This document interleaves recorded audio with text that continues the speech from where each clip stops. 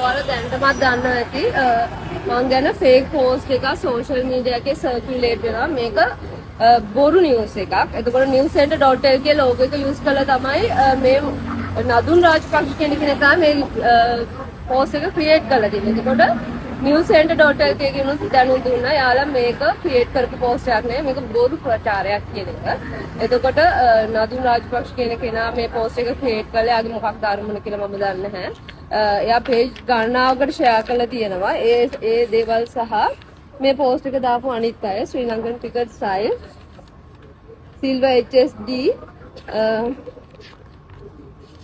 ගිෂාන් විජේරත්න සජිත් ප්‍රමෝද් සහ තව සෙට් එකක් මේ ඉන්නවා ගොඩක් අය ඉන්නවා මම ඒ ඔක්කොම ඩීටේල්ස් දාලා තියෙනවා ඒ පෝස්ට් එක පෝස්ට් කරපු අය සහ ෂෙයා කරපු අය කමෙන්ට් කරපු අය මොකද මේක ෆේක් පෝස්ට් එකක් මේක මම දැන් අද CID එකට ඇවිල්ලා ඒකට කම්ප්ලේන් එක දැම්මා මම හිතනවා මේ මිනිස්සුන්ට එරෙහිව නීතිය ක්‍රියාත්මක වෙයි කියලා මොකද මිනිස්සෙක් පහතට වටන්න මිනිස්සෙක් අර නැත්තරම නැති කරන්න සෝෂල් මීඩියා එකට පුළුවන් ඉතින් මම පර්සනලි මේ ශම්මි සිල්ලවත් මේ ඇෂ්ලිවත් නැත්නම් ජයන්ත ධර්මදාසවත් මම පර්සනලි දන්නේවත් නැහැ.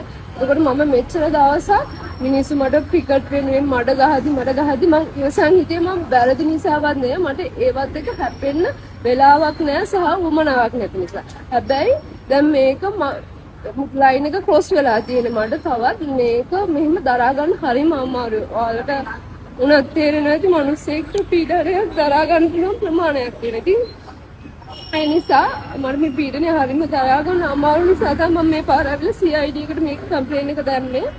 මම හිතනවා මේ මිනිසුන්ට එරෙහිව නීතිය ක්‍රියාත්මක වෙයි කියලා අනිවාර්යයෙන්ම නීතිය ක්‍රියාත්මක වෙන්න ඕනේ මේ වගේ මිනිසුන්ට. මම ඩිරෙක්ටර් ජෙනරල් මේ CID ඩිරෙක්ටර් ජෙනරල්ට ඩ්‍රාෆ්ට් කරපු ලෙටර් එක තමයි මේ.